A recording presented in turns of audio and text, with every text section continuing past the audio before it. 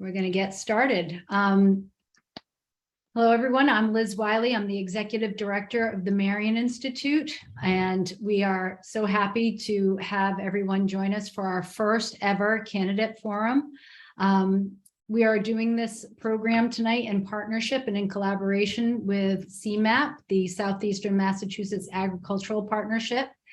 And on behalf of our program, the Marion Institute program, the Southcoast Food Policy Council. I don't think Karen's in, but James, would you like to welcome everyone on behalf of SEMAP? Sure thing. So my name is James Lehner. I'm Communications and Outreach Coordinator from SEMAP, as Liz said, the Southeastern Massachusetts Agricultural Partnership. We are one of the buy local organizations in Massachusetts. Particularly, we work with Bristol, Plymouth, and Norfolk County, working with farmers and communities to connect on local food and working with food access and things of that nature. Really trying to bring the local farms and local food and agriculture into this. And we're really happy to help put this together with the Marion Institute and the Southcoast Food Policy Council. I'm happy to welcome you all here to this candidate forum and excited for the conversation tonight. Thank you, James. And I did see that Karen snuck in, but you just did a fantastic job introducing SEMAP. Thank you. Okay, I'm going to go over some of the ground rules of how this candidate forum is going to work this evening. I'll be moderating tonight's candidate forum for the 8th and 10th Bristol County districts. This includes candidates running for the State House representative from District 8, Bristol County. We have Representative Paul Schmid. You want to give us a little wave? And we have Mr. Evan Gendreau right there. And we have also invited candidates running for the State House of Representatives from District 10, Bristol County. And we have Representative Bill Straus. There we go. And Dr. Jeffrey Swift. Okay. For the structure of the forum, and again, I asked everyone to please make sure as you come in, you stay muted. Just a couple of housekeeping things. The way that we have set this up is that the candidates are all spotlighted. My teammate, Christine Smith, will be running the clock up in the upper corner there. And and then we ask that if you have questions that you can put them in the chat, just know that they will be coming to the co-hosts of this evening. So not everybody will be able to see them. And we will try to get to as many questions at the end of the event speaking session as we can. But first we have some questions that we're going to be working with the candidates on. So the structure is that all of the candidates will have a chance to answer all of the questions that are being asked. Each candidate will have 2 minutes to answer the question. At the end of about 1 minute and 50 seconds, actually, I think, Christine, you're just going to put the clock up so you'll see the running clock. So that you'll have 2 minutes, that'll come up, and Christine, right there. Candidates, can you see that clock? Give me the thumbs up that you can see the clock on Christine's. If Christine Smith is not in your upper corner, you probably want to get her there. Otherwise, you're going to see me doing this, and I don't want to have to like nix anybody. Don't make me have to do that. So each candidate will have 2 minutes to answer the question. We have rotated the way the questions will be asked. I just want to reinforce that this is not a debate. This is just answering the questions and giving your constituents a chance to hear what you're thinking and how you're thinking about food system work and food security in your district. So without further ado, if nobody has any questions, I think we're going to start the evening. And did we just lose Paul? I think we did. So if you guys would just keep an eye on Rep. Schmid, that would be great. Okay. Candidates, are you ready to begin? I'm going to take that as a yes. All right. I'm going to start with Rep. Straus. There are many inequities in our food ecosystem, particularly impacting Black, Indigenous, and people of color, ranging from low wages and poor working conditions in food system sectors to physical and cultural access to food. Please describe any plans for creating economic opportunities for individuals who identify as Black, Indigenous, people of color working in food industries. Let me make sure. Yeah, okay, I'm unmuted. Thank you. Thanks to SEMAP. Thanks to the Marion Institute. Thanks for everyone who's attending today to cover this issue. Let me just express a couple thoughts on this in terms of the access issues, particularly, that's what caught my eye on the question. And so a couple things that I'm supportive of. We have legislation that's gone through committee this session, offered by Rep. Blay, started as House 860. It's over in the Senate now in a modified version, and it's to create a farm equity commission and fund in terms of farm operations. I'm hopeful it yet could be passed this session. In terms of the access issue, this is something that I've directly worked on during my time as a legislator with getting the organization that is known locally as Coastal Food Shed started, with now over $500,000 in regular budget earmarks. And what Coastal Food Shed does is its mission is to connect local farmers with local purchasers. And particularly during COVID, this was great. They got some of our state funding to be used for pop-up markets. They were accessing through Mass Department of Agriculture the ability to use SNAP benefits in different neighborhoods throughout New Bedford, particularly.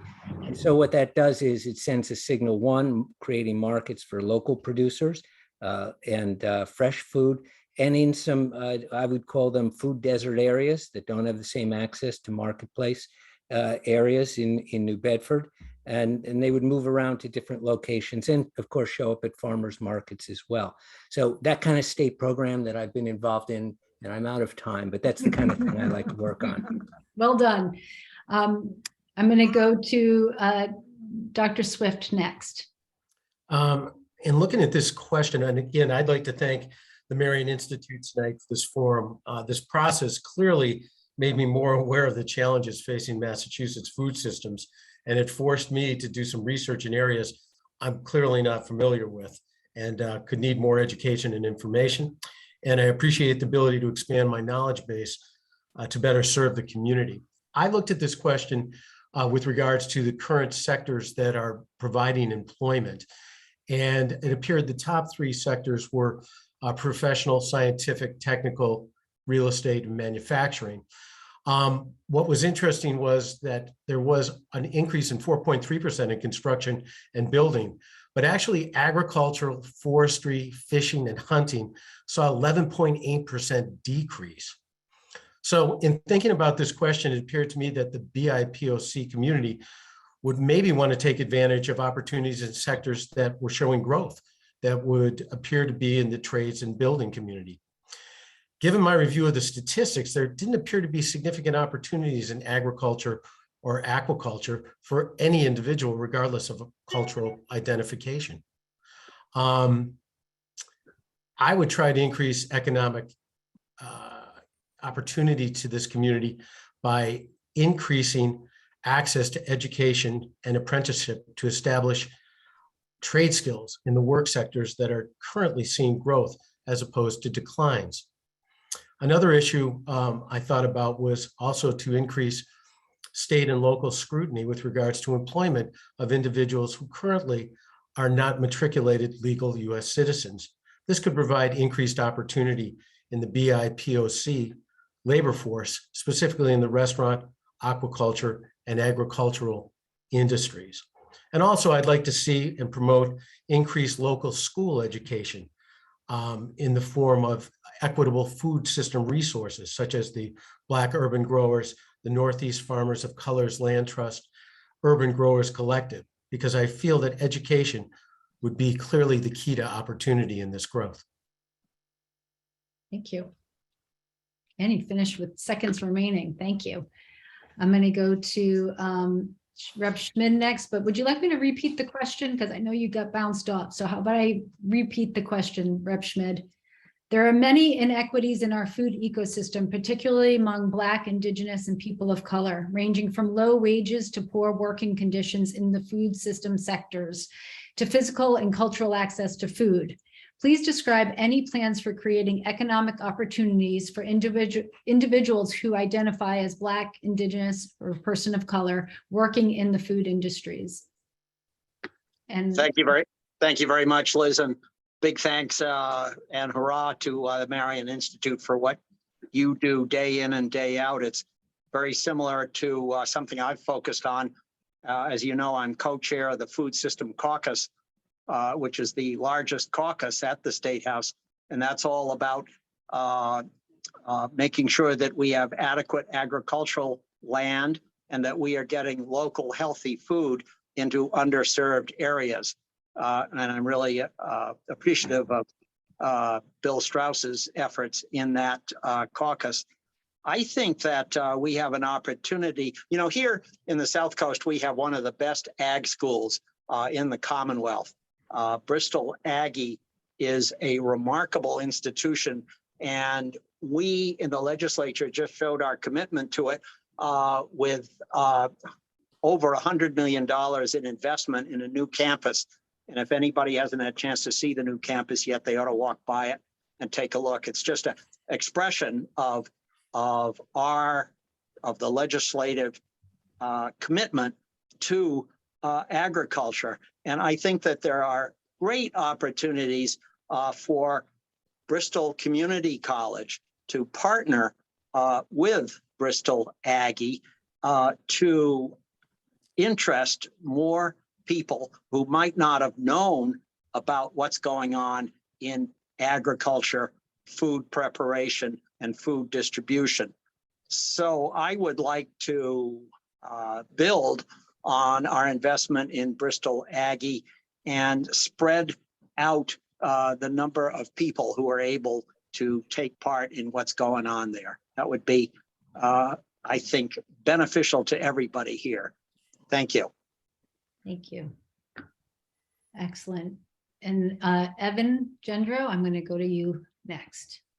First, I want to thank the Marion Institute's Southcoast Food Policy Council and SEMAP as well for hosting this forum. I think it provides a great service to voters in the region and address some of the issues important to the food system. On the equity front, I think it's important that we take a local approach. And I have a background in public policy. So I always find that it's important to work directly with stakeholders, including business owners, employees, community members, to identify specific needs regarding economic growth and opportunity. And I think it's also important that we support the industry as a whole by increasing training programs, working with our vocational schools and community colleges and universities in the area to identify needs with our employers and making sure that our local education systems are providing those needs and enabling students going into the workforce with the training they need, especially in the fields of agriculture and aquaculture and other industries related to that. It's also important that we equip the next generation with the resources to enter a career in the food system. This is historically an area with a lot of resources, right? We have a lot of farms here. We have a lot of fishing here. So it's important that we support that industry. Also on the access front, we saw a lot of those issues come to the forefront during the pandemic. We saw food delivery services from councils on aging during the pandemic and other aspects as well. So I think that was able, give us the opportunity to identify a lot of the issues at stake as well. And I think it's important that we start to look at some creative solutions.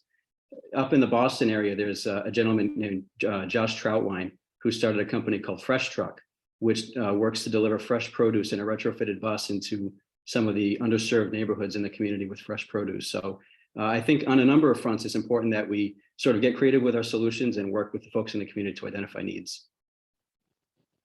Excellent. Thank you very much. I'm going to go to question number 2.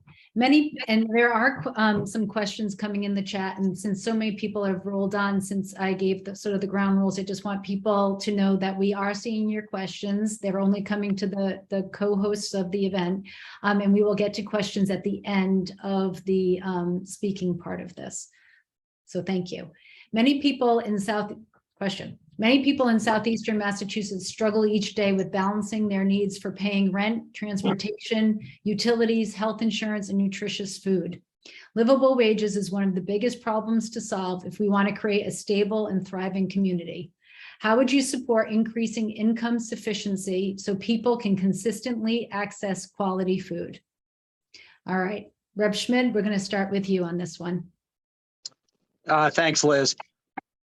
For so long, we down here in the South Coast have felt that we were the underserved stepchild of Boston, and that we were not getting the same economic opportunities that people inside 495 had.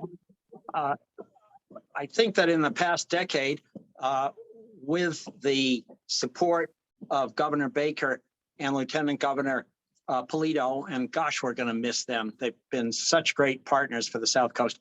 With their support and working together with a delegation, we've taken a couple of steps that I think are going to be very important to jobs here in the South Coast. The advent of South Coast Rail, and we will be riding commuter rail to Boston next year, that connects us to the economic center of the Commonwealth. And you can't have a vibrant economy without being connected to Boston. So that is an important step that we've taken for the South Coast. Additionally, we've made great investments in offshore wind, and you can see that happening on the docks of New Bedford, and you can see it happen on the former Brayton Point Power Station, where there is an Italian company employing 200 people to build the cables that will bring the power from offshore turbines ashore. So those two pieces of our economic puzzle, I think, are going to make a big difference to economic activity and people's jobs here in the South Coast. Excellent. Thank you so much. Evan Gendreau, are you ready to go next? Sure. On the affordability front, it's one of the biggest issues that I hear about on the campaign trail. It's probably the single most talked about issue from voters that I hear from every day, knocking on doors, going out in the community. And it's a very serious one. We're seeing, the effects of rising prices, especially at the grocery store, right, the gas pump. So it's an issue that affects everybody. And it's one that I hear the most, as I mentioned. And it's also one of the reasons why I've supported tax relief proposals at the state level, many of which, especially those that have been proposed by Governor Baker, which it was a $700 million tax cut package, which was designed specifically to help those who need it most: seniors, renters, low and middle income individuals. And there's a lot of folks in the community, and this isn't unique to the South Coast, this is statewide as well, that are having trouble paying the bills. And I talked to the constituents, came up to me the other day and said, they paid over $70 for 2 bags of groceries, right? Which is a huge concern, especially in an area where, local farming is so important, right? So we need to really make sure that we're connecting local farmers and local produce and local food with, the folks who need it most. And I think a long-term solution as well is supporting industries that will yield higher paying jobs and offer opportunities to those in lower income communities, whether that's in the agriculture industry and aquaculture, which is a growing industry here in the South Coast and beyond. And I think there's a lot of opportunity there, especially on the marine science and tech front. And I think we have a lot of opportunities here, but I think it's up to us in the legislature to take advantage of those. Excellent. Thank you, Evan. We go to Dr. Swift. In addressing this question, I thought about trying to increase income sufficiency by implementing strategies to decrease the current increase in the cost of living. I feel that increasing national energy independence and utilization of more natural gas would decrease utility costs, as well as result in increases in production and delivery of quality food down the processing line. Another novel idea would be to look at the current sales tax, which could provide economic opportunity, but possibly entertaining the concept of lowering it from 6.25. The state's been fiscally consistent in collecting adequate tax money with excess tax revenue in fiscal 2022, as well as the first quarter of 2023. There also could be a discussion on halting the gas tax after a $4 a gallon premium, to similar to what's been done in Florida. And I feel measures such as this could increase disposable income in family households to increase income sufficiency to access quality food. Thank you. And Rep. Straus. You're muted. You're muted. Income sufficiency, of course, can be approached in a number of different ways. So one of the obvious things we did, although it wasn't unanimous with both parties, but we led the country in increasing a schedule for the minimum wage, so that this January, the minimum wage in Massachusetts will go to $15 an hour. But also, what we've done is focusing on the food sector area for the economic vitality of our agricultural sector, in this case, cranberries. We passed investment tax credits so those businesses could operate and thrive and continue to employ thousands of people. And then obviously, we have to talk about part of the food supply we supply to not just here, but to the country and the world, and that's through our working waterfront in New Bedford. And there's a reason we're the #1 port. If I could plug a publication, which I shouldn't, New Bedford Light has very well provided coverage of the struggle with the scallop industry, and myself and the entire delegation has led the charge to sustain that locally owned scallop industry, which brings in excess of $300 million to the economy in our region every year. That gets income sufficiency to everybody. And then specifically for something like SNAP benefits, we just provided a COLA increase this month of 12%. We've made SNAP benefits easier, and so that people can use them in different settings. And so that has helped. And then, of course, as Paul Schmid points out, our future is in renewables, not natural gas. We're not going back to increase reliance on fossil fuels, that's for sure. Excellent. Thank you very much. Okay, question number 3. According to research published in the 2021 Southcoast Food System Assessment, food insecurity rose 17.5% in Massachusetts in 2020. A recent study showed that in Southeastern Mass, 1 in 14 people are food insecure. Even though there has been a 30% increase in people registering for SNAP, that's the Supplemental Nutrition Assistance Program, there are still people who are eligible but have not yet enrolled. With food insecurity on the rise and with still low enrollment in SNAP, how would you implement initiatives that to fight the rise in food insecurity, and how would you help support people enrolling in SNAP and HIP, the Healthy Incentives Program? I'm going to start with you, Dr. Swift. I would support specific increased funding by the DTA to increase educational outreach to SNAP benefits available at the local level, at the city and town level, with information on SNAP benefits mandatory posted on municipality websites. Within the school system, I would promote that there's a dedicated resource advisor to identify children with possible food insecurities and provide appropriate information to the guardians. And I would continue to support state funding for the UMass Extension Nutrition Education Program. SNAP-Ed provides a variety of nutrition education programs and resources for adults and youths who receive or are eligible for SNAP benefits. And SNAP-Ed's mission is to help SNAP participants make healthy food choices and choose active lifestyles within a limited budget. They're also doing a lot with regards to education on obesity and avoidance of that through nutritional advice. Excellent. We're all set? Okay. All set. Rep. Straus?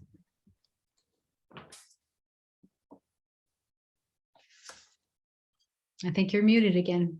You can just stay unmuted unless you have a. I thought you had given instructions to unmute, or maybe that was. Everybody else has to stay muted. Oh, I get You you. guys get to be unmuted unless you have like a rowdy dog in your background or something. Not present. So, okay, we can start the clock. Sorry for that. So as often happens with benefit programs like this, the eligible pool is much larger than those that access it. So one obvious thing that with legislative authorization this year we were able to do was get in place, and I think we'll see the benefits of a SNAP common application. so that when people apply for mass health benefits, is as simple as one checkoff box now on the mass health application to dual enroll for SNAP benefits, and then the eligibility gets viewed. So that's going to have a big impact, because sometimes you don't need the global solution. You just go where people are. In this case, mass health reaches a lot of the same population. So you get that access available to them for a program like that. That's it. Excellent. Mr. Gendreau? Well, I think the numbers that you pointed out, Liz, shows that we need to do a better job at information sharing with the public. The fact that, you know, there's a disparity between those receiving benefits and those who are eligible, I think indicates that there's an important gap that needs to be addressed. And I think a way to do that is to partner with local organizations to make sure that information is made available. And I think it's also important to partner with organizations that promote the Healthy Incentive Program, like you mentioned, which is a reimbursement for, you know, when SNAP users buy products, you know, healthy products directly from mass farmers. And I think it's also important that we support grant programs, loan programs, and business assistance, you know, which would help with some of the gaps in the underserved communities. But I think it's also a larger issue, points to a larger issue as well. We mentioned earlier about access. And I think this is another one of those issues that relate to access, and making sure that we're doing a better job of connecting, whether it's farmers and grocers and state programs that are available with the folks that need them, right? Whether it's smaller farmers who may not have the resources to understand programs that are available to them, or consumers who may not have the resources to, you know what they're eligible for as well. And I know the Baker administration awarded grants as part of the Food Security Infrastructure Grant Program, which allows families in the Commonwealth to have equitable access to food. And I think I want to say that was, you know, somewhere on the order of over $30 million over the last few years. So that's been a big, important program. I think something that I would look to continue in the legislature. Thank you. Rep. Schmid? Hi, Liz. You know, that's one of the challenges is the fact that so many people who qualify for SNAP had not registered. And as Bill Straus pointed out, the legislature passed the common application last year. And we hope that giving people an opportunity to just check one box when they're applying for health benefits will increase the number of people who enroll in SNAP. I guess we've also found that in addition to people not knowing about their SNAP benefits, there are a lot of people who feel that they shouldn't apply, that somehow that reflects on their self-sufficiency. And getting through to that population, to somehow persuading them that they've earned those benefits, I think is a challenge. I've noticed that at farmers markets, the atmosphere is somehow much warmer and more supportive.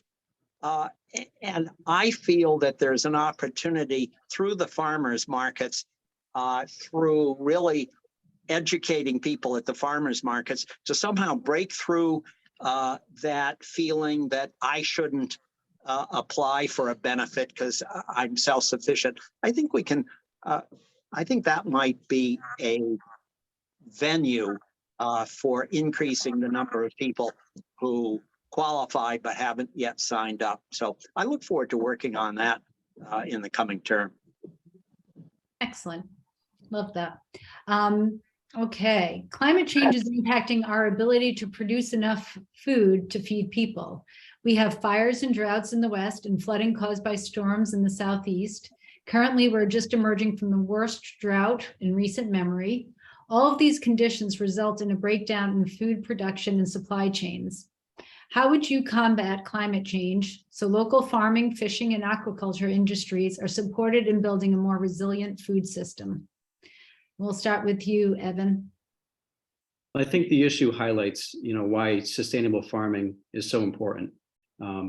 We saw this summer, significant droughts that affected the supply chain and food systems.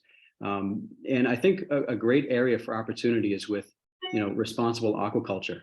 There's, shellfish farming, which in addition to providing great seafood, also, can help stabilize sediments and sequester carbon at the same time.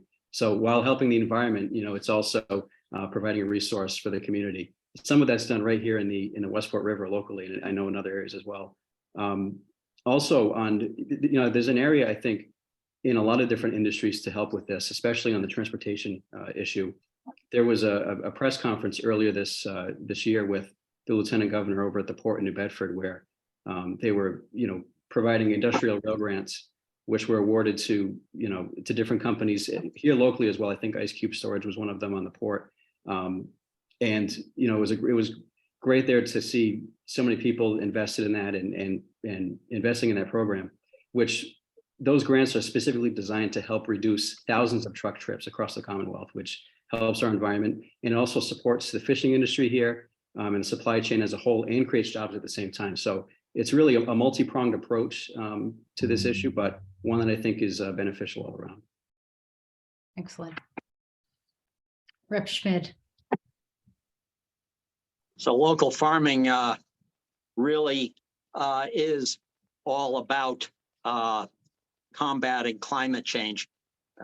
The industrial agriculture that we moved to over the past 30, 40, 50 years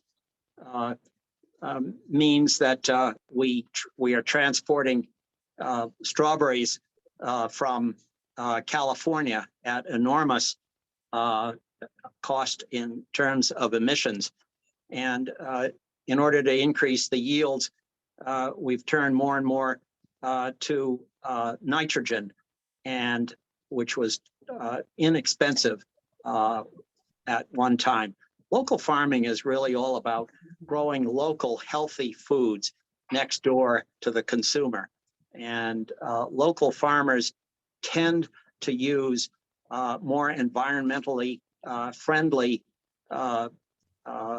activities than industrial farming.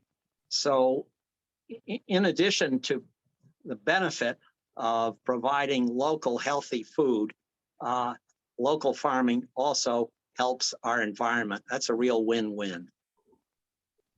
Excellent. Great. I'm going to move on to Rep. Straus. Sure. Clearly, in two quick areas I want to cover on climate change. One, first, focusing on agriculture. I'm very proud of the fact that just over the last decade, I've been the co-chair, along with Senator Rodericks from Westport, of the oversight board for the Cranberry Research Station of UMass Amherst that exists in Wareham. So we do a lot of applied scientific research there with the faculty. Positions US Ag provides people as well. And what we see with that crop, but it's applicable across the board, so the applied research is very helpful, is that in areas of hydrology, the water use, entomology, the bugs, and other growing system changes that we see as a result of climate change, where the season starts earlier and is shifting because of the temperature changes, ways in which farmers in this region can adapt, as they must, to climate change, which is real. And I don't think in tonight's group anyone's going to dispute the existence of climate change. But more broadly with the climate as well, we passed two major pieces of legislation that have resulted in things like the Lieutenant Governor coming to award grants, which is we passed a major climate initiative to enhance the use and access of renewables, solar and wind, so that we can reduce, not expand, our reliance on fossil fuels. And then also in the transportation bill this summer, where I was the conference committee chair, I chaired the committee, I led the floor debate on the bill. We added increased funding over several years for increased electric vehicles, not just private, but for buses, increased electrification of our rail, increased EV stations for municipalities, businesses, regional transit authorities, because we have to hit those targets by 2050 Otherwise, the future that we leave for kids and grandkids is going to be in jeopardy. So the climate issue is real, and I'm glad we're confronting it. Thank you. I just want to make a comment that if people are posting questions, I think the only questions coming through are the ones that are being sent directly to me. So if you are posting questions, or if you want to post a question, make sure that you're just doing a direct message to my to me in the chat, please. Okay, I'm going to go on. Based on USDA Ag Census data from 2012 to 2017, the number of farms in Bristol, Plymouth, and Norfolk counties has decreased by 8.1%, now 1,643. And the amount of land in farms, 99,688 acres, has decreased by 8%, outpacing the state in both instances. What policies or investments would you support to protect farmland and increase farmland affordability and access? Rep. Straus, we're going to start with you. Okay, I'll just try and speak as fast as I can, because there's a number of things here. I think you skipped me on that last question. Oh, you know what? You're so right. I'm so sorry, Dr. Swift. Let me pause. We're backing up. I started panicking about the questions coming in through the chat. Sorry, Dr. Swift. Would you like me to repeat that question again for you? No, that's fine. Okay. All right. We're back to SNAP. I mean, climate change. This was climate change in number 4. Yeah. And I would continue to wholeheartedly support the Agricultural Climate Resiliency and Efficiencies Program currently in Massachusetts, within the Massachusetts Department of Agricultural Resources. And this reimburses producers to implement practices that address sectors' vulnerability to climate change and improve economic resiliency. I would support research that implements management practices that considers crop variability and diversification to increase resiliences, shift planting or harvesting dates based on forecasted changes in seasons, improve integration of pest management to prepare for changes in pest populations and dynamics, as well as implement water conservation and reuse programs. I would increase soil carbon by planting cover crops using no-till techniques and composting. I also would like to mention that I would continue to provide support to the Massachusetts Farm Energy Program. This on-farm energy upgrades improves farms' viability, environmental performance, as well as agricultural industry efficiencies by reducing energy consumption, operating costs, emissions, and dependence on fossil fuels. As well, I want to say that I do support the positions of the Massachusetts Food Collaborative, specifically extending the farmland protection policies to farms smaller than 5 acres thresholds by amending Article 99 of the state constitution, and making more public land available for agriculture and prioritizing policies that increase access to farmland for historically disadvantaged farmers. Thank you. Excellent. Thank you. And I'm sorry again. I'm going to repeat the last question just to make sure that we're all back in the mindset. Based on USDA Ag Census data from 2012 to 2017, the number of farms in Bristol, Norfolk, and Plymouth counties has decreased by 8.1%. That's 1,643 farms. And the amount of land in farms, 99,688 acres, has decreased by 8%, outpacing the state in both instances.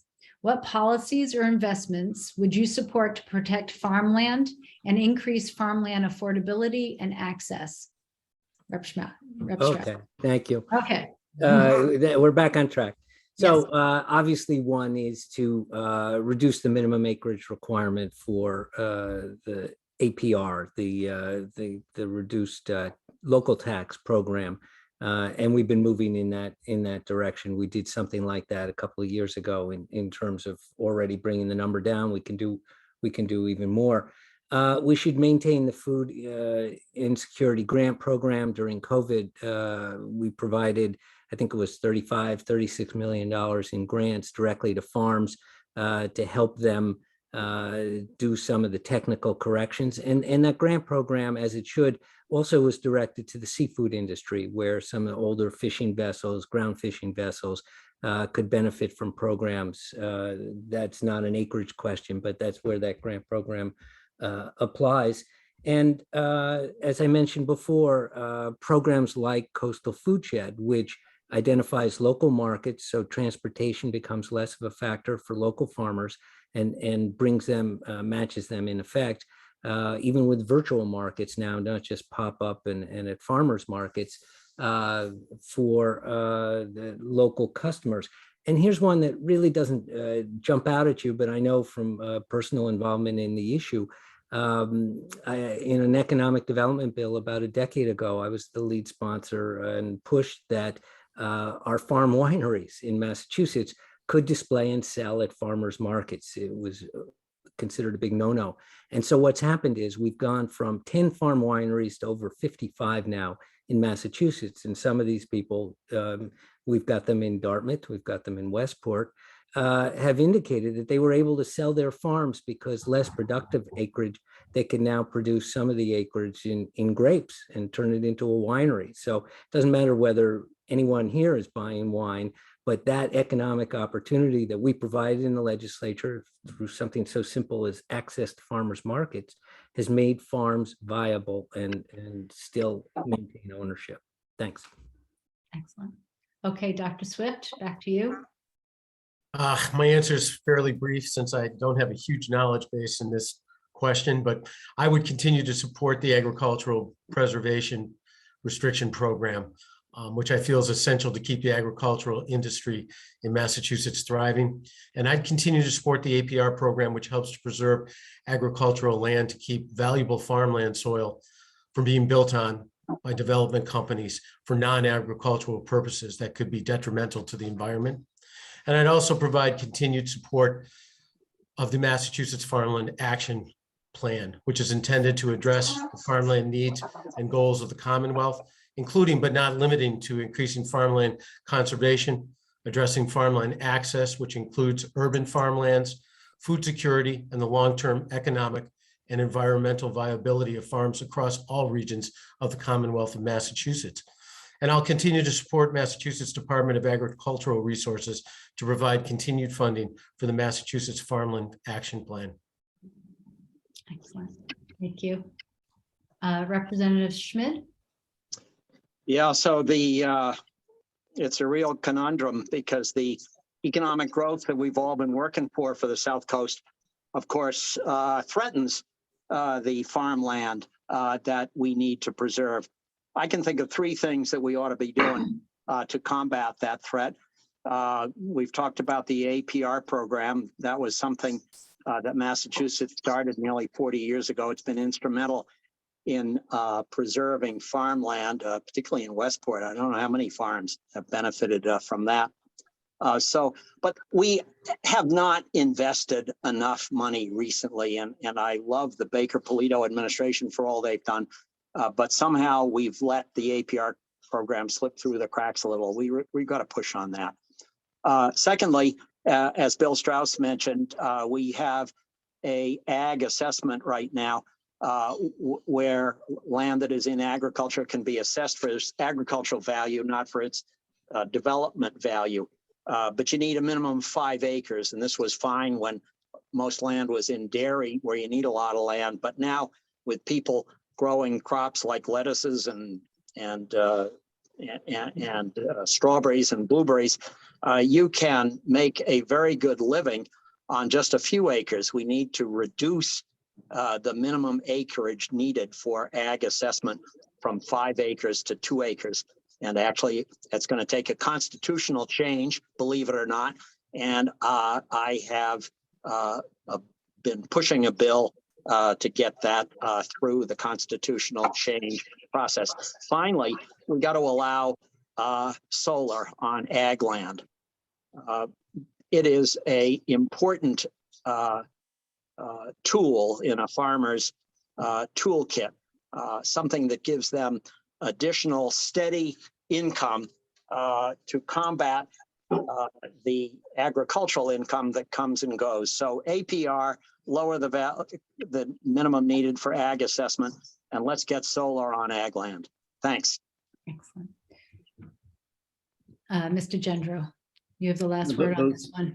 Sure. Those in the agricultural industry and those involved work hard every day to ensure that we all have food on our tables. So it's important that we support them. I think a way to do that is by expanding incentives, whether that's in the form of tax breaks locally at the state level or by expanding loan or grant programs. We also need to support local family-run operations as well, which may not have as large of a land plot or may have fewer resources than some of the larger farming organizations in the area. So we need to make sure that they're not being left behind and forgotten, because they play a huge role in supporting local food and providing to local grocers and consumers as well. And I think there's also a great opportunity for economic development by protecting farmland here, both on the energy front. I know solar was mentioned, and that's an issue that has been mentioned at a lot of town meetings recently in the area that I've attended. So that's something, it's certainly an important issue that's on the horizon. But also, it's an opportunity, like I mentioned, on the economic front to grow jobs by supporting our farmland and also keeping our food local, our food system local, which is good for our health and good for the local economy, growing jobs. I know we see at different markets around the area, a lot of them will label the farm specifically that certain food products are from, which is great. It makes us more conscious about where we're eating, and it's important that we support the farmland and their efforts in our region. Thank you. Okay, going on to the next question. The state organic waste policy has been a policy success story since going into effect in 2014. It's helped to defer an estimated 1.5 million tons of food. Next month, November, the waste ban will expand to businesses and institutions that produce a 0.5 ton or more food material per week. Food recovery has doubled in the same period, currently 2,900 customers statewide. What strategies would you support to reduce food from going to waste and advance zero waste strategies?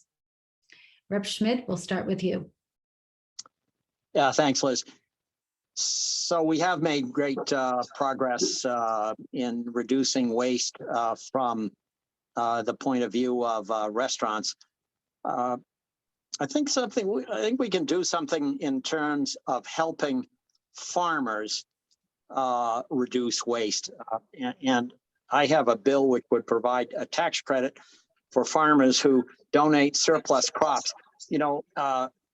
Food that goes to waste on the field is actually an important piece of waste. And oftentimes a farmer, it'll rain on their strawberry crop, or there's just no demand for green peppers at the time they're coming to harvest.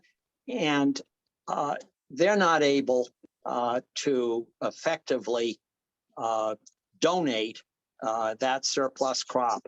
And I think a tax credit, which would make it available to farmers to take a tax credit when they donate their crop directly off the field, would help to reduce the waste in that particular portion of the food waste sector. That's good news for our gleaning program that we're starting up. I haven't heard of that. I'm going to go to Mr. Gendreau next. We need to learn from what's working, and I think some of the numbers that you just mentioned, Liz, are important for allowing us to understand what policies are having a measurable difference, right? So if this is going in the right track, I think it's something that we need to continue to support. It's an opportunity for a lot of the folks who are in need in our Commonwealth, which unfortunately there are too many. I think it's an opportunity for us to partner and support our local food pantries. The Westport Grange in Westport does a phenomenal job of it, and I know others as well throughout the district are really proactive in providing resources to the community.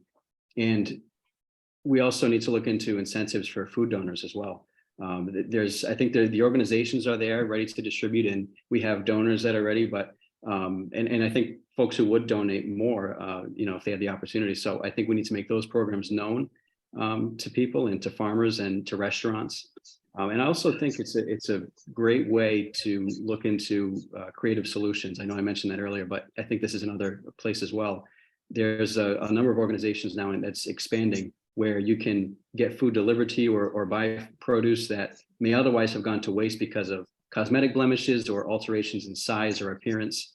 And I think that's a really good way to help farmers. It's good for farmers. It's good for reducing waste and sustainability, and it also saves consumers money. So in addition to providing fresh produce to people, it also is oftentimes, I think, 30 to 40% cheaper than other produce, and it reduces waste. So I think it's a win-win. And those are the sort of organizations I think that we need to learn from and partner with. Bring ugly fruit back. Excellent. Dr. Swift. In evaluating this question and researching it, I've found that I would be most apt to support the ongoing contract with Recycling Works in Massachusetts, which is funded by the Massachusetts Department of Environmental Protection and delivered under a contract to the Mass DOT by the Center for Ecotechnology. Now, Recycling Works is a recycling assistance program that helps businesses and institutions maximize recycling, reuse, and food waste diversion opportunities. And so again, it provides education where education may be hard found, which makes it easier for these smaller companies to be able to be involved in waste management. Recycling Works also includes searchable databases to find recycling haulers and processors in areas of utilization, and they have direct technical assistance to help start recycling or composting programs. They compost technical site assistance is given to any facility in Massachusetts that wishes to accept a plan from them. And I also would like to continue to support at our local university levels research with regards to food waste technologies, such as grinders and biodigesters used by businesses and institutions to pre-process food waste on site. And I would also support on-farm composting operations, and I would support laws that would provide tax benefits and reduce liability concern for food donors. And I loved Representative Schmidt's idea with regards to tax incentives for food that may not be easily sold. Excellent. Excellent. Thank you. And Rep. Straus. Sure, absolutely. Three quick ideas on this issue of food waste. And I think US Ag had indicated something like 30% of the food produced in the country gets lost. And that's horrible when you think of that lost food source to the population here and around the world, frankly. So I've been a big supporter of the DEP food waste ban program. It's dropping to or tightening up its reach to, I think, 1/2 ton a week for restaurants coming this month, next month. So that's doing well. And of course, the legislature has always been there supporting DEP's effort in that. I think, ironically, it was profiled in the Boston Globe today. We need to support marketing efforts like the Too Good To Go program, where restaurants that otherwise would be throwing out food offer quick through smartphone-based apps at 1/3 of the price, food that would otherwise be thrown out. I think there are probably 200 restaurants in Boston there. We could be pushing that for restaurants in this area as well. And then quickly, I had done the funding originally and very proud of our efforts in 2015 and 2016 to start a city fruit program here in New Bedford, like exists in Seattle, where we do waste a lot of food. We do lose it. We have fruit trees all over the area that are on in people's yards. They just don't know what to do with them. So the gleaning program, where we sign up volunteers to make their fruit available to the volunteers who harvest it for food banks. We do existing statute in Massachusetts have a liability release for volunteers for food programs like that. And when we started the program, the city of New Bedford had an arborist. They don't anymore. But in return for offering up your tree or trees, peaches, apples, whatever, for donated food to the community, you get free advice on taking care of the trees that you have in your yard. So It's not the way most people think about food waste, but it's a program that kind of lost out during COVID, but I'd like to see it revived. The difficulty is always getting people to sign up to offer the fruit that grows in their front yard into the food supply for the local area. But that's something I've been very proud of. Excellent. Okay, final question. And many people do not understand that the food system encompasses the production of food through farming and fishing, the processing of food through aggregating, cleaning, and packaging, the distribution and accessibility of healthy and affordable food, and the recovery of food waste. How will you support food literacy and food system education that will make it more understandable and easier for residents to make healthy and sustainable food choices? We'll start with you, Dr. Swift. Well, I feel knowing where food comes from and how it affects our bodies and the role it plays in physical and mental development, as well as our communities and our environment, is essential. And I think to help Massachusetts children lead healthy, independent lives, all students in grades K through 12 should have access to food system education in school, learning about agriculture, nutritional food science, and culinary skills. And these are lessons that will teach critical life skills and allow students to make informed decisions about food that will have dramatic consequences in their productivity and overall health. I would promote continued funding that all SNAP recipients are provided education and access on Healthy Incentives Program, as well as the SNAP Nutrition Education Program and website. I would continue to support and provide education for the Massachusetts Women's, Infants, and Children's Nutrition Program. WIC is free, and the nutrition program that provides healthy foods, nutrition education, breastfeeding support, and referrals to healthcare and other services is essential for new mothers. I also would like to ensure that information is provided to teachers and school committees that there are grants available to implement school gardens, purchase other materials for teaching about agriculture and nutrition, and for professional development opportunities. There's several grants which fund professional development materials, school gardens, and farm fields. And there should be someone dedicated in the school administration to evaluate specific education funding to be added to the curriculum. Excellent. Let me go to Rep. Straus. Sure. The idea of education, this is an area where I don't think the education is a classroom thing. I don't think that works, is to tell people we've got a lesson we want to teach you while we provide this program to you. I think the lesson is more subtle, and hopefully it works, so that when you're in settings where there is a program with a pop-up market of your virtual thing, and you're connected to local produce, that the message comes through.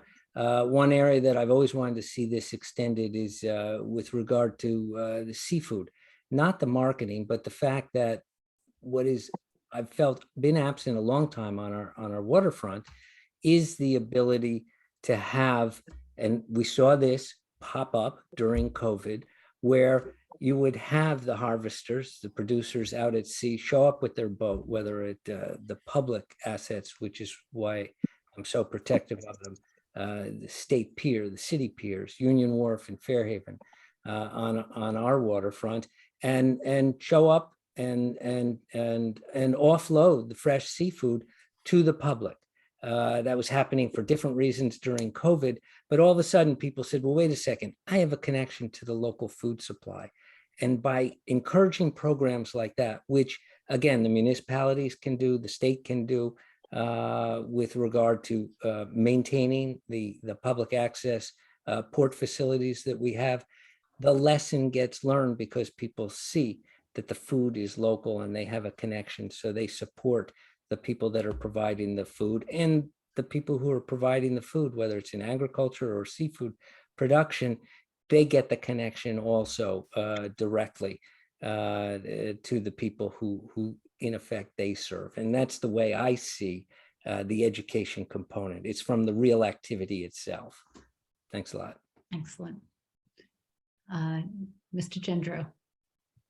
I view this through the local lens. we have a lot of farmers markets in our area. We're very grateful for all the great farms we have in our area throughout the district. I know our district spans 5 towns, but there's a lot of great farms and farming communities within that. And there's a lot of great farmers markets as well that are pretty well attended. And I think making the community more aware of events like that only helps to increase awareness for, and food literacy as a whole. Supporting our farmers and our fishermen on the production end, but also supporting local grocers on the other end. I know some markets in our area will label where local produce comes from, local fruits and vegetables. I know in Westport, if you go to some of the markets, you'll see exactly which farm some strawberries and blueberries and other products come from, which I think is great. It makes us more conscious of where the food we're getting comes from, right? And having a hyper local focus on the food system, which is important. And I know Rep. Straus mentioned the seafood system. Right at the end of Main Road in Westport, we have a great place which farms local oysters right in the Westport River. And we have a lot of restaurants here. We're also, I'm also grateful for the restaurants that we have in our area, and a lot of them on the menus will label exactly where the food is coming from, and especially with seafood. And I think that's great, and increases our awareness on the education front, and integrating into school curriculums. I think at the local level, it's important that we work with our school committees and parent groups and teacher groups to really integrate that into our curriculum, and really stressing the importance of shopping, eating, supporting local, and understanding where our food comes from, which, and there's certainly ways that we can do that at the local level. And Rep. Schmid? In case this is our last opportunity to make a statement, I just want to give a brief shout out to Karen Schwabe. She has been a marvelous leader of SEMAP for the past 6-7 years. She's leaving us now to take over the executive directorship of the Massachusetts Farm Bureau. And I just want to say, Karen, Godspeed. Thank you so much for all you've done. And we look forward to working with you on the state level. When you talk about food literacy, if I wanted to support food literacy, the best way I can think of doing that is by supporting the Marion Institute.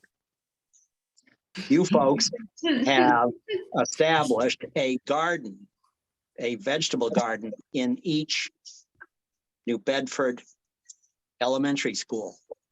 And you have kids, 1st, 2nd, 3rd grade, out there planting, understanding where their food comes from. That is a marvelous example and so important for them. I had an experience in, and now you have brought your program to Westport, for which we are very thankful. I had a wonderful opportunity 2 weeks ago at the middle and high school to watch Michelle Raposa, who was grilling Westport Hamburg for Westport students. And to me, that's what it's all about. That's what we're doing on this. We're providing local healthy food to our students, teaching them about the importance of local agriculture. And in so doing, we're paying the farmer the full value of their crops. It's just wonderful what you're doing. And I look forward to supporting these kinds of efforts in every way we can. I hope we'll get you up to the State House during Ag Day so that you can tell others about what you're doing. Thank you. Excellent. Thank you. Thank you all. We are going to move to some Q&As that we have that have been coming through. And there might be some time at the end for you guys to just give a closing remark. So you had mentioned that, Rep. Schmid, and I just want everybody to know that you will have that opportunity, I believe. So this question is for Mr. Swift.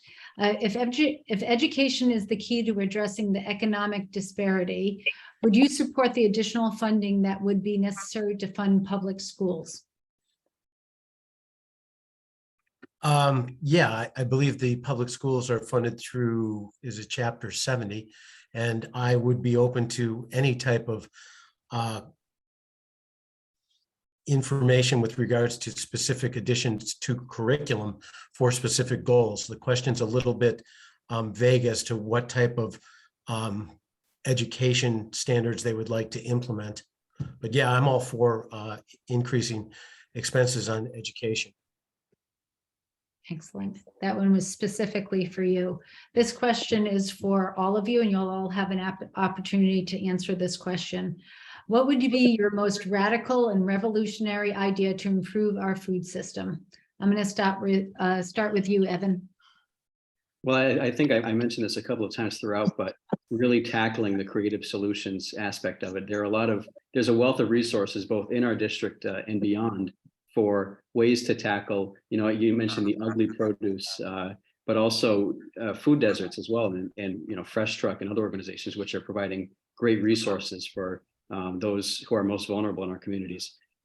So working with them, collaborating with them, but also on the other end, collaborating with organizations like the Marion Institute, the Food Policy Council, and others who really have the hard data and the resources and the knowledge, specifically in a lot of these issues to, with the know-how. I mentioned earlier that, I have a public policy background, and a big part of that is understanding needs and also measuring solutions. So I think between the Marion Institute and other organizations, providing a wealth of resources to address some of these issues, but also, working on creative solutions as well, and working with organizations to determine, what are some ways that we may not have thought of to address the concerns that have been affecting our community. Rep. Straus. Well, I don't accept the premise of the question that there's something radical that's out there that if we could just discover it, we'd have the solution to the array of the underlying questions of the 7 questions that were asked tonight. I think you've heard, and it's implicit, frankly, in the questions themselves, that what's needed with regard to the food issue is recognizing the connection to the climate, the connection to transportation issues, the connection to energy issues, the connection to income issues, and in different ways. And there isn't one radical solution. There's probably 10, 15, or 20 things that help improve the solution. And I think if you had a transcript of everything that was discussed tonight, you'd see the different piece by piece ways. No magic bullet, but the way in which ultimately, with the result that health is increased, food access is increased, the environment is benefited, and people also have that internal understanding that they are connected to the world that produces their food supply. It's not that radical, actually. Nice. I'm going to go to Dr. Swift. And I'm happy to repeat if anybody. Yeah, could you repeat that question just once more? Absolutely. What would be your most radical and revolutionary idea to improve our food system? I think if I was going to address that as stated, I think the key would be to try to improve the efficiency of the recycling chain, from the growth of any food product to the disposal, and then recycling it through to try to decrease or diminish any lack of utilization. So as far as a big concept, that's kind of what I got to throw out there. That's what you're using your magic wand for. All right, Paul. They asked for a radical idea, not an immediate solution. Right. Go ahead, Rep. Schmid. Well, I think Bill is probably right that there's a whole range of things that we ought to be focused on. And this has been a wonderful opportunity to talk about them. Really appreciate that. If I were going to pick out one thing that I would really want to work hard to raise its awareness, I think that is solar on ag land. Every farm has at least a couple of acres of land that is not fully productive. That land ought to be, and it's probably open land. In New England, it's probably very bony, as we call it, got a lot of rocks on it. That land should be available for solar. We shouldn't be knocking down acres of woods, but we should take advantage of land that is not fully productive. We also are finding that it's possible to do agriculture underneath solar panels. If you just raise them a little bit, you can certainly graze sheep, even cattle, and you can grow crops. These thoughts are pretty radical to some people, but we're going to be pushing on them in the legislature so that we can find a way of having ag and solar coexist to the benefit of both. Can I ask you a follow-up question to that? So if there was solar on farmland, would the farmers benefit from that? Would that be an income that the farmers would be able to derive from their farmland? Totally, absolutely. Can we all answer that follow-up? Absolutely, go ahead. Well, sure, and that's been the trick because of the existing utility statute, or what was the existing utility statute. The use of renewable energy on site, like putting solar on buffer land around cranberry bogs or conceivably over the bogs themselves, but other farms as well, has been limited to offsetting, or it used to be limited to offsetting energy consumption on site.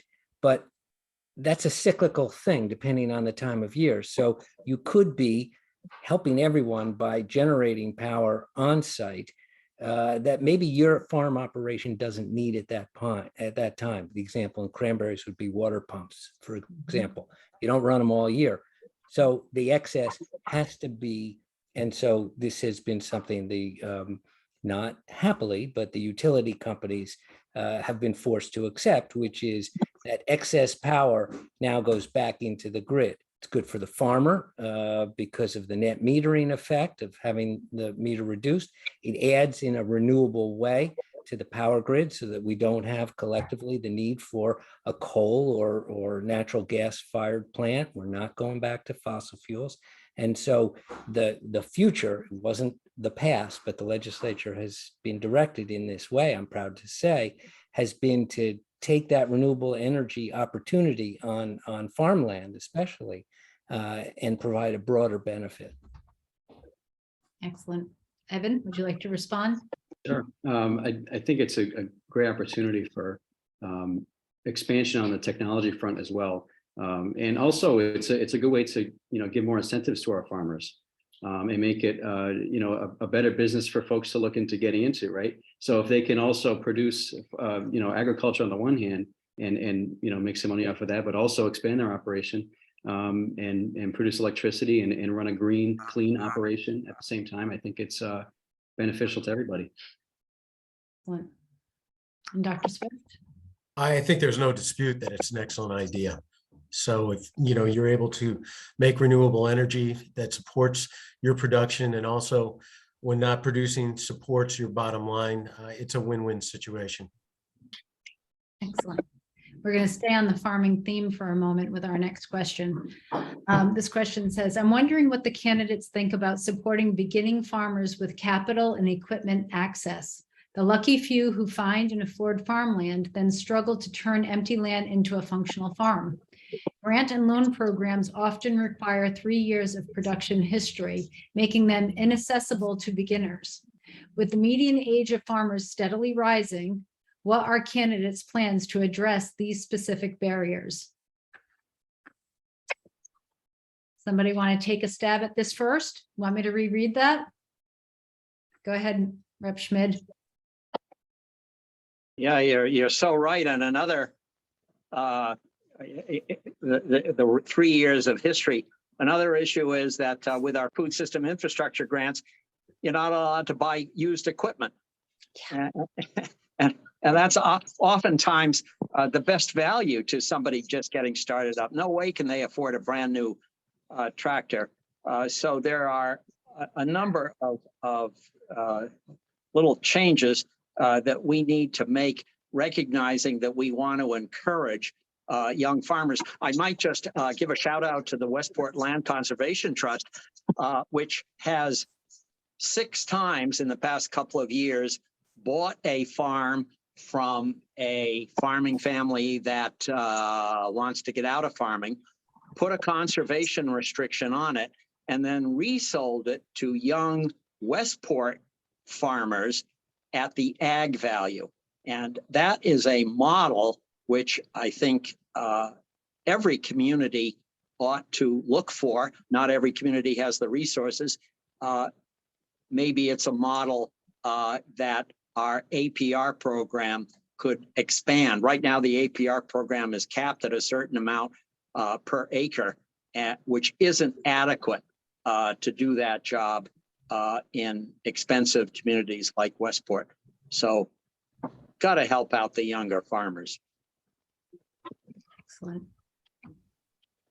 I, Go ahead. I could add as an example there, and of course, this is the dilemma sometimes of somebody newly looking to come in, even a generational change with the farm, is what is the security that the lender is going to recognize in order to give you that startup financing. This is something, and I apologize for dwelling on cranberries, but it is something significant, certainly to the district I represent, and this part of Massachusetts as a whole. But one of the resources that bogs, if you buy one or you have one, is the water resources, the rights that bog owners have, whether it's by well or access to a river, but the water resources, particularly in the case of the well, that's not a security interest that lenders will recognize. Historically, DEP is frowned on it. One of the things that we identified when we did a cranberry revitalization task force, state task force, run by MDAR, Paul Schmid was a member, I was a member, Mike Rodericks was a member, Susan Gifford from Wareham was a member.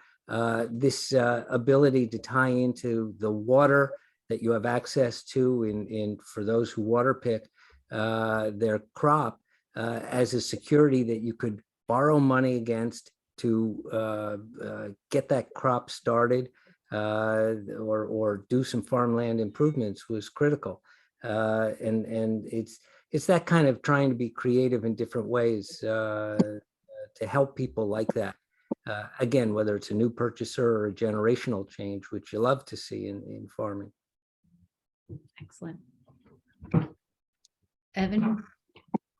I think, a big part of that is expanding loan and grant programs to new farmers and making sure that they have the resources that they need to be successful. And also, making sure they have access to resources. It can be difficult sometimes navigating whether it's state bureaucracy or regulations, and making sure that they have information available to them is a big aspect of it. On the loan and grant front, I think the state is positioned now perhaps better than ever to expand some loan and grant programs. I think even after our the rebate that was enacted, I think we're still dealing with maybe over $2 billion surplus, somewhere around there. So I think if there's any time to reinvest some money into grant programs and loans, now is the time. And I think we have the resources to do so, and I think a well-made investment. Excellent. Dr. Swift? I pretty much agree with Evan. I think the key is to try to provide models for low interest loans specifically for new farmers, startup farmers. And again, as Representative Straus brought up, the key here is to try to find what equity could back these loans so that they could make them viable for these individuals. But clearly, I think there needs to be some assistance made to individuals who want to start to go down this pathway of farming, especially if they never have before and feel the calling and have great passion. Excellent. Excellent. Okay, we're going to round up, and I'm going to pose one last sort of broad thinking question to each of you, and you can use that with your final thoughts. And if there's anything else that you want to add, feel free to do so now. So you can sign off, but what are some of your food system priorities? We asked you a lot of questions that we're concerned about. I'm sure there's going to be a lot of overlap, but what are some of your specific food system priorities if elected for the next session? And I will start with Evan. Well, first, I want to thank the Marion Institute Southcoast Food Policy Council and SEMAP for hosting tonight. Again, it's a great service provided to both those involved in the food system and which is everybody, and voters as a whole. So I think it's great informationally to provide them with the resources they need to make a decision. I think you mentioned that there were a lot of issues that we mentioned tonight. I think one of them in particular being transportation and some of that outlying issues that we may not necessarily think of when we think of directly the food system. We think of agriculture and fishing and those sorts of things, but making sure that we're also cognizant of supply chain issues and transportation, but also climate change. And I think a lot of these issues can work in concert, right? So we can increase, we can help the supply chain by supporting our transportation system like industrial rail grants, while also helping on the climate front by reducing truck trips and creating jobs at the same time. So, right with that single issue, we can address, economic development, transportation, climate change. And I think that's, true of a lot of issues in the food system. Supporting our farmers and our fishermen and working to expand programs, particularly with access and equity and affordability is important. I know we talked about that tonight. And, I look forward to collaborating with a lot of the organizations that were mentioned tonight, also the Marion Institute and the SEMAP and others as well, to work on equity, access, affordability, and expanding programs that are available to farmers and fishermen and those in aquaculture. So there's a lot of opportunities in the food system, and looking forward to working to address them in the legislature. Thank you. Thank you. Rep. Schmid. Yeah, thanks. Kudos to Marion Institute and the CMAP for this conversation. We only produce in New England about 5% of what we eat, and some people have suggested that we could produce 50% of what we eat. Think what a change that would make for our rural districts in terms of the economy, and think what a change that would make in terms of the food we all eat. What am I going to be doing if I'm reelected? I can think of four things. One, I'm going to be working on the APR program. As I mentioned, we have bond money for it. We just haven't used it. We need an effort to get that out and using it. Secondly, we want to make sure that the so-called FSIG, the Food System Infrastructure Grants, that becomes an annual program. That has been so important to rebuilding our agriculture and food processing sectors. Thirdly, I want to work on the minimum acreage required for ag assessment. As I mentioned, 5 acres is too large in today's agricultural environment, and we need to bring that down to 2 acres to keep more land in agriculture. And finally, fourthly, we have $2.5 million of USDA money coming to the state next year, specifically for school systems to buy local.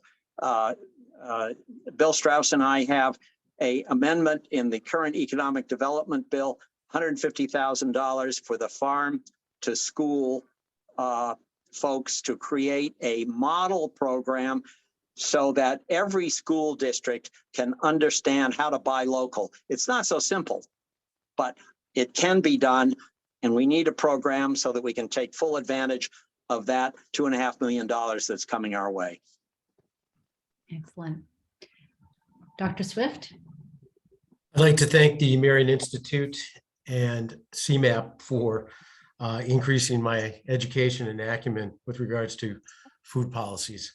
I think from my review of the questions, the things that intrigue me the most and motivate me are concentration on zero waste policies and increasing access to the current SNAP and HIP benefits program, and increased utilization of funds that are already there for people who basically don't appreciate that they have access to such benefits. Excellent. And Rep. Straus. Thank you, and thank you to the Marion Institute and to CMAP, and Those who participated in getting the questions drafted for us, and of course, those who've signed in to listen to the, as Paul described it, the conversation tonight. And it really was that, because no one listening tonight could come away without understanding or gaining a better appreciation for not just the complexity, but the overlap in such a number of critical issues. And I hope for those of us who've been serving, myself and Paul, you've gotten a sense that these are not intellectual exercises for us. What they are is opportunities that are out there because that's what's important to the people we do and hope to continue to represent. And that is on such critical areas of health, the environment, the economy, the fairness of how the system functions so that everyone has those same opportunities, to the fresh food, to the economic opportunities. All of that comes to play. And so when you begin to get involved in issues like this, as we have been, you see how some simple ideas can, I hate to use the phrase, bear fruit. And so tonight was a great opportunity to, I think, express that and to reveal ourselves in terms of what motivates us and how we've used the opportunity, at least I think I have, of being in the legislature to make people's lives better, because that's really what this is about. So thank you again, everybody. Excellent. Well, I want to thank you on behalf of CMAP and the Marion Institute and my teammates that helped pull this off. I thank each and every one of you for participating tonight. We have recorded it. The recording will be available and on our website, and we will make it available to everybody that has registered for this event. And we wish you all the best of luck on November 8th. Thank you very much. Thank you. Thank you, Liz. It's been great. Thank you. Really appreciate it. Good night. Meanwhile,